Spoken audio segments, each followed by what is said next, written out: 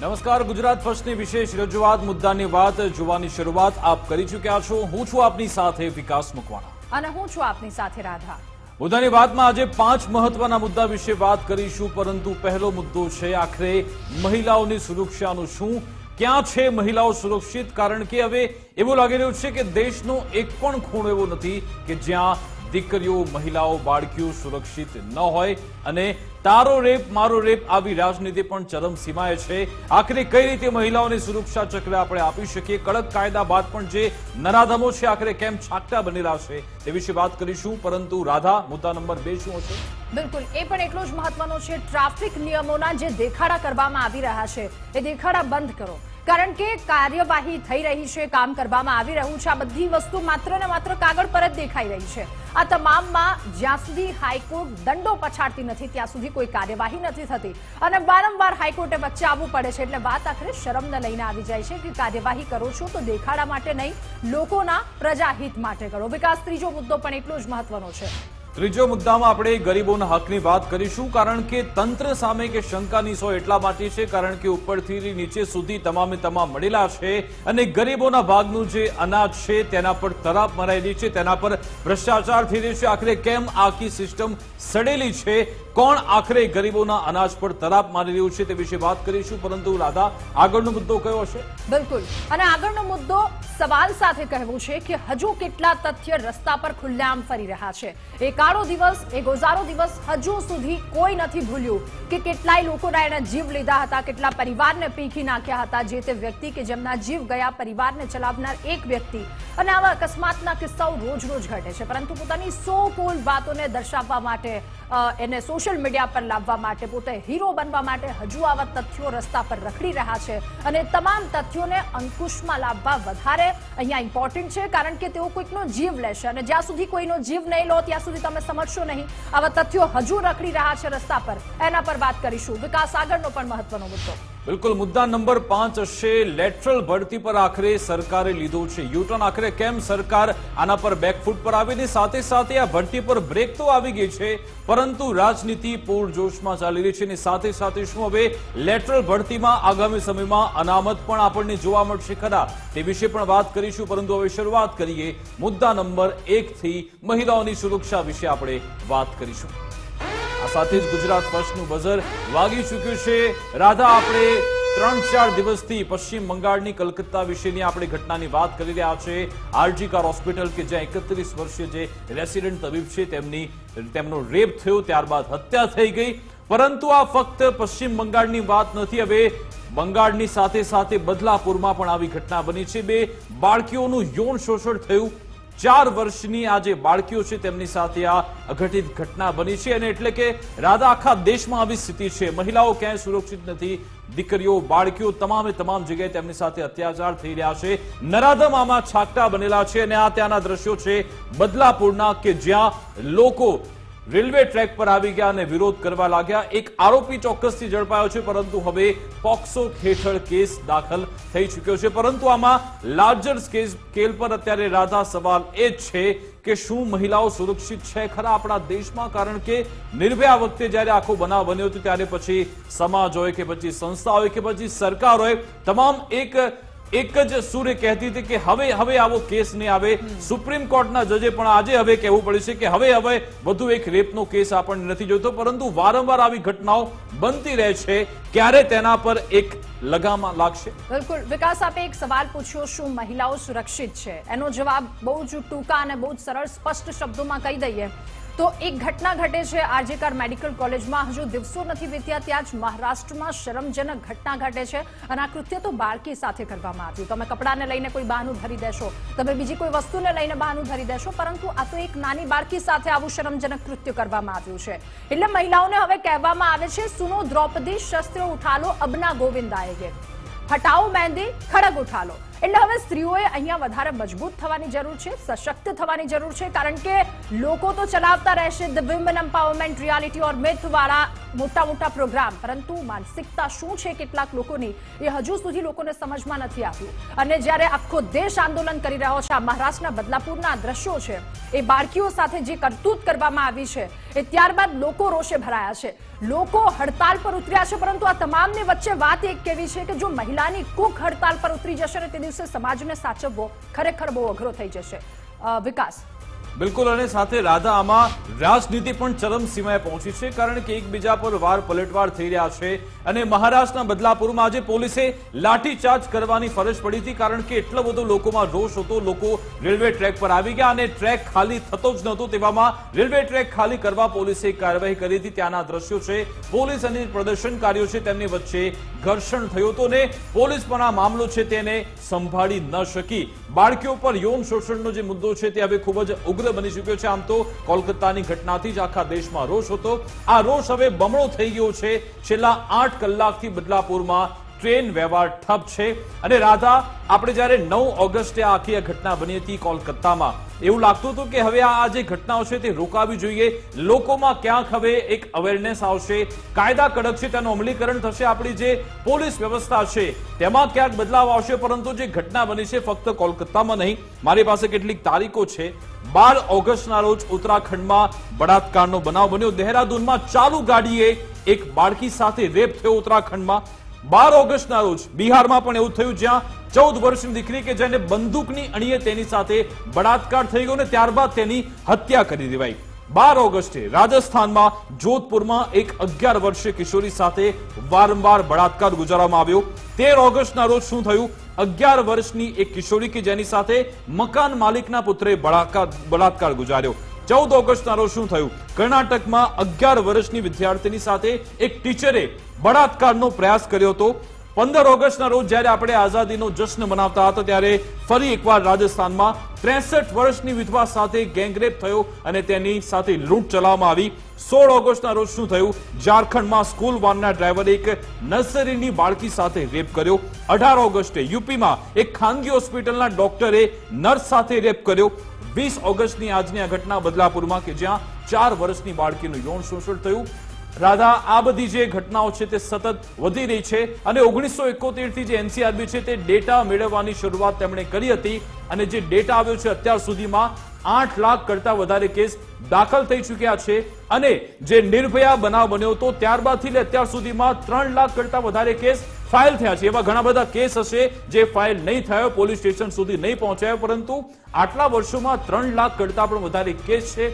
Fast track court આપણે બનાવવાની વાત કરી, પોક્સો કોર્ટ બની, પરંતુ તેમાં પણ કેસ પેન્ડિંગ છે, ન્યાયિક પ્રક્રિયા છે તે ઝડપી થતી નથી। અને બીજી બાજુ આવા જે નરાધમીઓ છે, પિશાચીઓ છે, તેમને કોઈનો ડર જ નથી લાગતો। બિલકુલ વિકાસ, એ ડર એટલે નથી, આ આંકડાઓ જે આપણે દર્શક મિત્રોને હમણાં બતાવ્યા, આટલા દિવસોમાં આટલા રેપ કેસ સામે આવ્યા, જેમાંથી આ ચોપડે નોંધાયેલી વાત છે। અમુક એવા કેસ છે જે ચોપડે નોંધાયા જ નથી, સામે આવ્યા જ નથી। આ લોકોની હિંમત શું કામ થાય છે આટલી પરિસ્થિતિને કથળવાની, આટલી ખરાબ પરિસ્થિતિ થવાની? કેમ કે કડક કાયદો નથી, કેમ કે જે તે હિંમત થાય છે જે તે વ્યક્તિને, એને કોઈ ડર નથી કે જો હું આ પગલું ઉઠાવીશ તો પછી શું, કારણ કે ગમે તેટલા ગંભીર રેપ કેસ થઈ જાય છે, પરંતુ ત્યારબાદની પરિસ્થિતિ આને આ જ હોય છે દેશમાં। અને એ પરિસ્થિતિ સતત ને સતત, પછી નિર્ભયા કેસ હોય કે પછી આ કોલકાતાનો રેપ વિથ મર્ડર અને આજની આ ઘટના, કેટલાય આંકડા અમે આપને બતાવ્યા છે। આ માત્ર પોલીસ ચોપડે નોંધાયેલા આ કેસ છે, હજુ એવા કેટલા કિસ્સાઓ હશે કે જે કિસ્સાઓ સામે નથી। અને આમાં જે રાજ્ય સરકારોની લાપરવાહી સામે આવતી છે તેના પર પણ સવાલ છે। કોલકાતાની જ વાત છે, જેમાં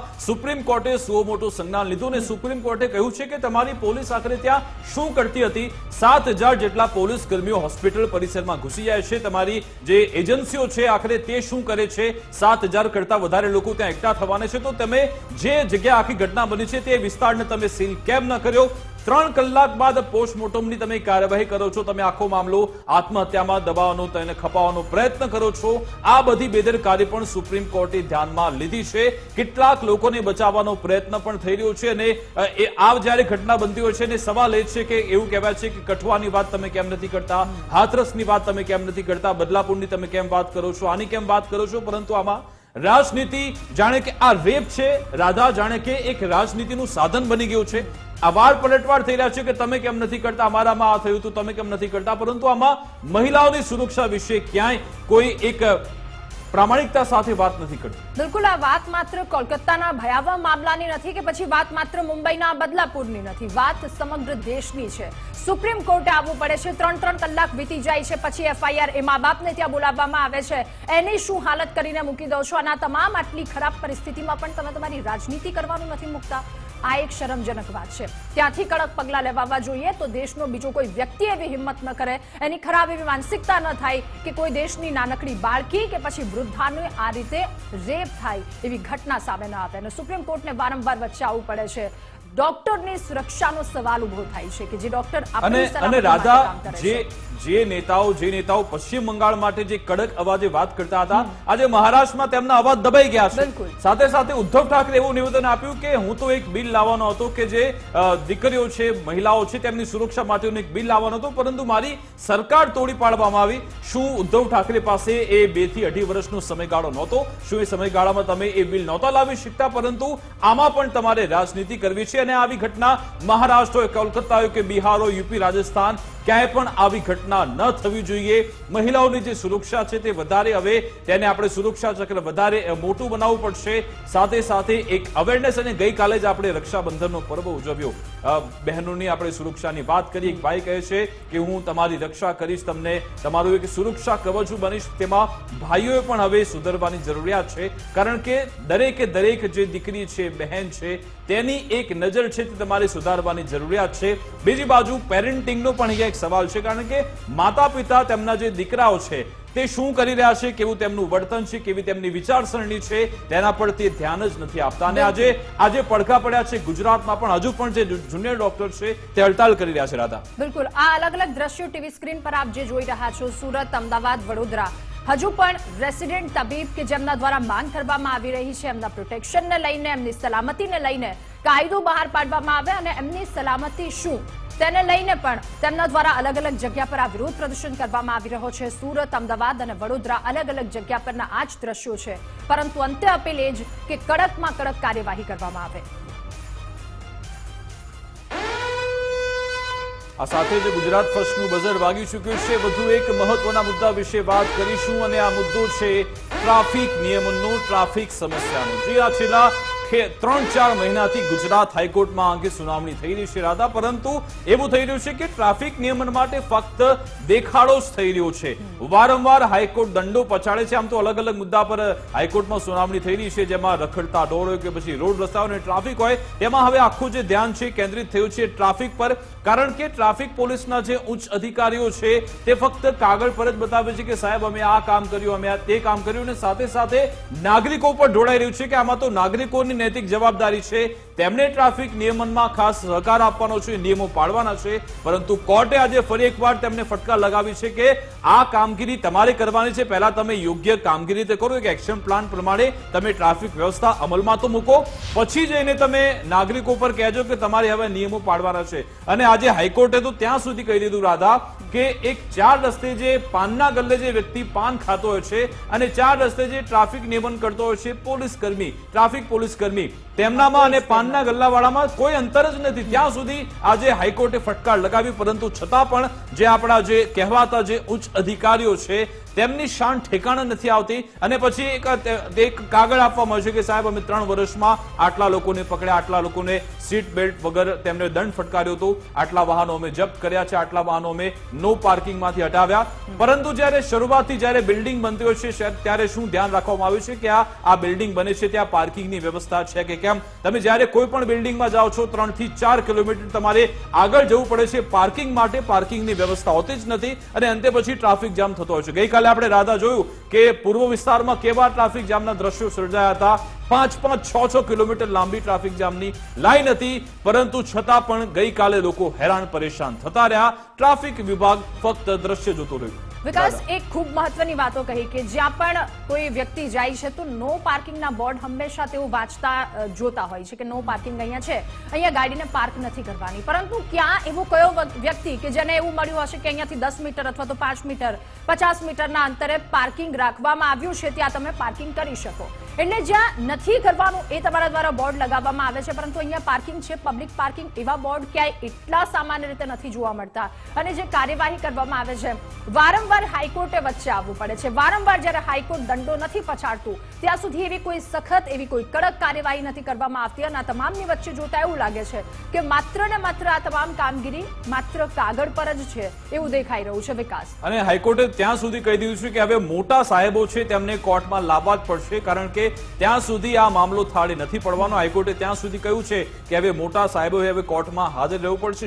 જોવાનું રહેશે કે હવે હાઈકોર્ટ આ મામલે શું અવલોકન આગળના સમયમાં કરે છે ને શું ચુકાદો આપે છે, કારણ કે હવે હદ થઈ ગઈ છે. કારણ કે આ ન માત્ર ફક્ત અમદાવાદની વાત નથી, આખા ગુજરાતમાં આવી સ્થિતિ છે. રખડતા ઢોર હોય કે પછી રોડ રસ્તા હોય કે ટ્રાફિક, આ બધી જે લોકો સાથે જોડાયેલી જે બાબત છે તેને લઈ હવે હાઈકોર્ટનું આકરું વલણ સામે આવેલું છે. ટ્રાફિક નિયમનમાં બેદરકારી મામલે હાઈકોર્ટનું કડક વલણ છે. પોલીસના સોગંદનામા બાદ હાઈકોર્ટે નારાજગી પણ વ્યક્ત કરી કે કાગળ પર તો મોટા મોટા દાવા કરો છો, પરંતુ રસ્તા પર કોઈ સુધારો જોવા નથી મળતો, જમીની સ્તરે કોઈ ફેરફાર જોવા નથી મળતો. અને હમણાં જે વાત કરી સિવિક સેન્સના નામે તમે નાગરિકોને જે દોષ આપો છો તે અયોગ્ય છે. તમે નાગરિકો પર તમામ જવાબદારી ન ઢોળી શકો. પોલીસ કોન્સ્ટેબલ, ટ્રાફિક કોન્સ્ટેબલ છે તે હજુ પણ બેદરકાર છે, તેમની જવાબદારી નક્કી કરવી પડશે. રાધા, વિકાસ, અને સૌથી શરમજનક જો વાત એક કહેવામાં આવી હોય તો એ વાત કે એક પાનના ગલ્લે ઉભેલા લોકો અને એક કોન્સ્ટેબલમાં કોઈ જ ફરક નથી દેખાતો.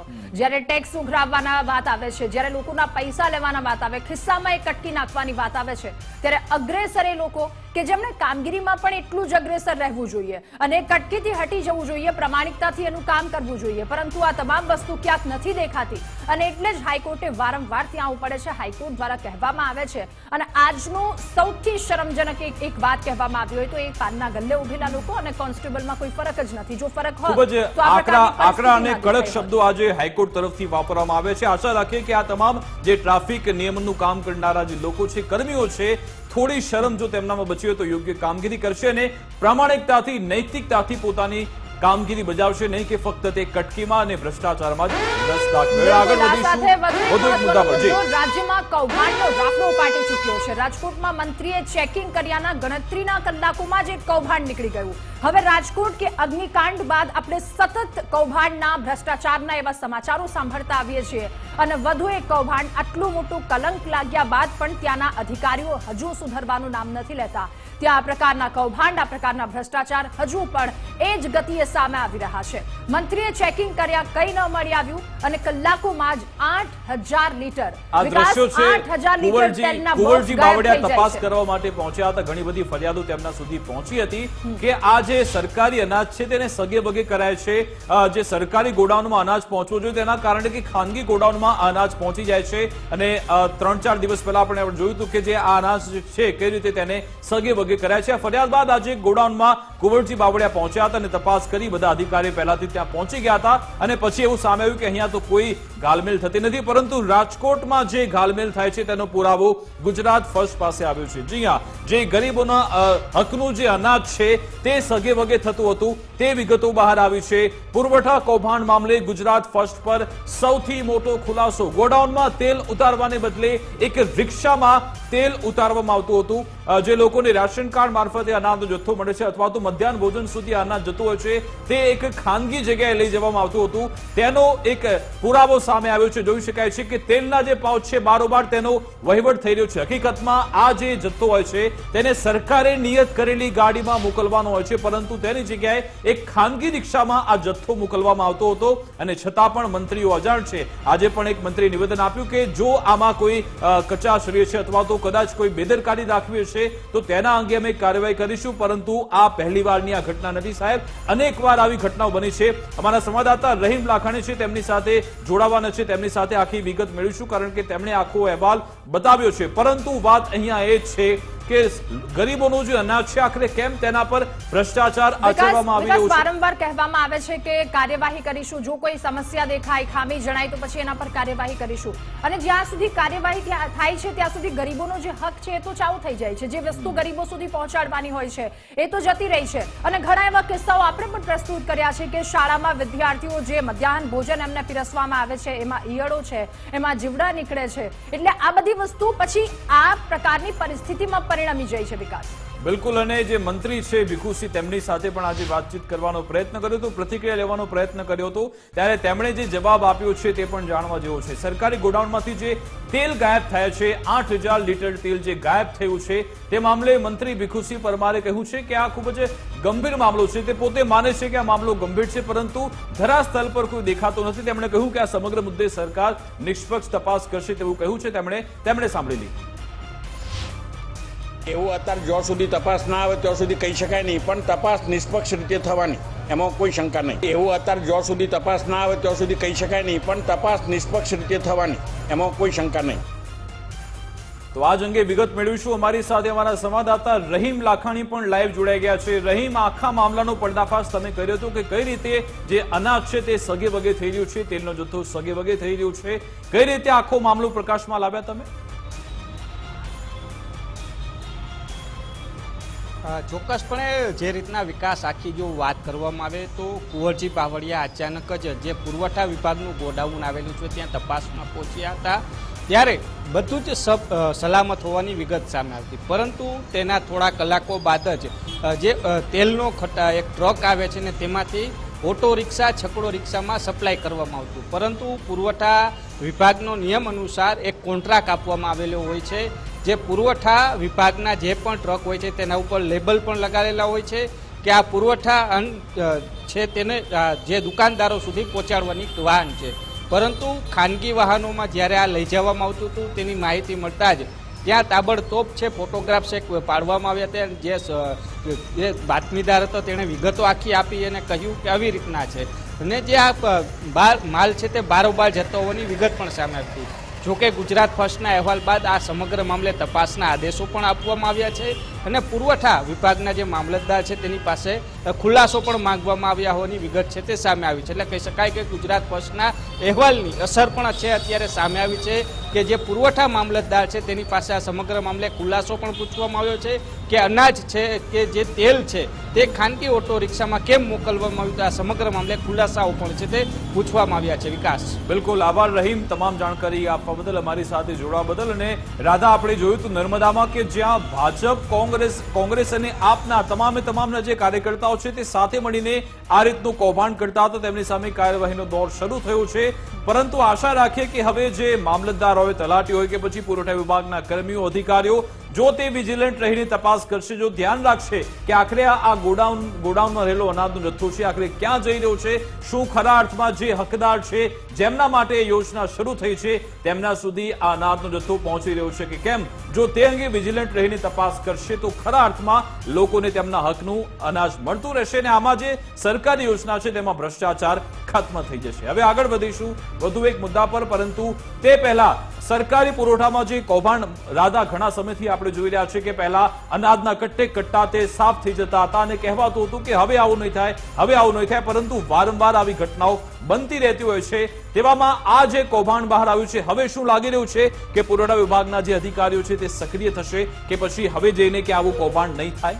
બિલકુલ વિકાસ, કારણ કે આજે આખી ઘટના સામે આવી છે. એક તો શરમજનક ઘટના, કારણ કે ગરીબોના હકને ચાવ કરી લેવામાં આવે છે અને સરકારે નિયત કરેલી ગાડીમાં નથી લઈ જવામાં આવતું, એટલે આ શરમજનક ઘટના છે. બીજો મહત્વનો મુદ્દો, અને એ મહત્વનો મુદ્દો એ છે કે ગાંધીનગરમાં સ્ટંટબાજ નબીરાનો એક વિડીયો વાયરલ થયો છે. વિકાસ, સવાલ એ થઈ રહ્યો છે કે હજુ કેટલા એવા તથ્ય છે કે જે રસ્તા પર આવી રીતે રખડી રહ્યા છે? હજુ કેટલા એવા તથ્ય છે કે જે લોકોના જીવ લેતા રહેશે, લોકોના ભોગ લેતા રહેશે, પરિવારને પીખી નાખશે? કારણ કે એક વિડીયો વાયરલ થયો છે અને આ વિડીયો વાયરલ થતા પોલીસે ત્યારબાદ કાર્યવાહી કરી. વાયરલ વિડીયોમાં બેફામ ગાડીઓ હંકારવામાં આવે છે. 4 જેટલા યુવકો કે જેમને પોલીસ મથકે બોલાવવામાં આવ્યા અને 200ની સ્પીડમાં ગાડી હંકારવામાં આવતી હતી. એ વિડીયો વાયરલ થયો છે. હવે આમાં કોઈ બિલકુલ આ જોઈ શકો છો વિડીયો તમે કે સ્પીડ 160 ની ઉપર લઈ જવામાં આવી રહી છે અને આવા જે નબીરાઓ છે કે જેમને પૈસાનું ઉન્માન તેમના મનમાં છે, તેમને એવું છે કે આપણે તો આ પૈસાદાર બાપની ઓલાદ છે, આપણું કોઈ શું કરી લેવાના છે, એટલા માટે જ સ્ટન્ટ કરી રહ્યા છે, પરંતુ તે ભૂલી ગયા છે તથ્ય પટેલની ઘટના કે જેમાં તથ્ય પટેલની તે સ્પીડે 9 જે પરિવાર છે તેને ઉજાડી નાખ્યા હતા. તે અત્યારે હેરાન પરેશાન છે. એમાંથી એક જે છે તે તો હજુ પણ સારવાર હેઠળ છે. શું તેની આ રાહ જોવાઈ રહી છે? આવા જે નબીરાઓ છે, આવા જે સ્ટન્ટબાજો છે, તે કેમ કાબુમાં નથી આવી રહ્યા? કેમ તેમના પર લગામ કસવામાં નથી આવતી? આ તમામ જે સ્ટન્ટબાજો છે તેમના મનમાં એક જ તેમની લાગણી હોય છે કે અમે આવો વિડીયો બનાવીશું, પછી તેને સોશિયલ મીડિયામાં મૂકીશું, ફેમસ થઈ જઈશું, તેના માધ્યમથી થોડી કમાણી કરીશું. પરંતુ તમારી આ લાલચમાં, તમારી આ ફેમસ થવાની એક ગેલછામાં તમે લોકોના જીવ લઈ રહ્યા છો, જીવ લઈ શકો છો. આવી ઘટનાઓ બની રહી છે, તેવામાં તમારે સુધરવાની જરૂરિયાત છે. સાથે સાથે પોલીસે પણ વિજિલન્ટ રહેવાની જરૂરિયાત છે. કારણ કે રાધા, આપણે વાત કરી હતી તથ્ય પટેલના કેસ વિશે. જ્યારે કેસ આવ્યો હતો ત્યારે સ્પીડ લિમિટની ખૂબ જ વાત થઈ હતી કે તમામ જગ્યાએ આપણે બોર્ડ મૂકીશું, આટલી આ સ્પીડ લિમિટ હોવી જોઈએ, અને જો સ્પીડ લિમિટ ક્રોસ કરી તો સીધો જ તમને મેમો મળશે. શું આ લોકોને મેમો મળી રહ્યો છે ખરા? શું આ લોકો કાબૂમાં આવી રહ્યા છે? એ ડ્રાઈવ જેટલા સમય પૂરતી રહી જાય છે, પરંતુ લોકો આ ગંભીરતા નથી સમજતા કે જે તે પરિવારને જો પીખી નાખશો તો પછી એ પરિવાર પોતાનું ગુજરાન કેવી રીતે ચલાવતા હશે. આ ખરેખર એક ગંભીર વાત છે અને એ સ્ટન્ટબાજોને સમજવાની જરૂર છે. સાથે સાથે કાયદો પણ એટલો જ કડક લાવવાની જરૂર છે અને આવશ્યકતા અહીંયા એટલી બધી વધારે છે કારણ કે આ બેફામ નબીરાઓ હજુ નથી સમજતા. તો આ તમામ મુદ્દા, આજની મુદ્દાની વાતમાં અમે જે લીધા છે, તમામ મહત્વના મુદ્દા છે. ક્યાંક પ્રજા પરેશાન થઈ રહી છે તંત્રના વાકે, ક્યાંક ભ્રષ્ટાચાર બેફામ થઈ રહ્યો છે, તો ક્યાંક કેટલા નબીરાઓ રસ્તા પર બેફામ વિકાસ રખડી રહ્યા છે અને લોકોના જીવ પણ કદાચ લઈ શકે છે. બિલકુલ, આ લોકો છે પોતાની નૈતિકતા સમજવાની જરૂરિયાત છે. લોકોએ પોતાની જવાબદારી પણ સમજવી પડશે. તંત્રમાં જે શિથિલતા રહેલી છે તેને કદાચ હટાવવી પડશે, તો જ આ બધા જે મુદ્દાઓ છે તેનો કોઈ નિવેડો આવશે. આવી જ રીતે તમને સ્પર્શતા તમારા માટેના તમામ મુદ્દા ગુજરાત ફર્સ્ટ ઉઠાવતો રહેશે. અમારી આ વિશેષ રજૂઆતમાં બસ આટલું જ. આપ જોતા રહો ગુજરાત ફર્સ્ટ. નમસ્કાર.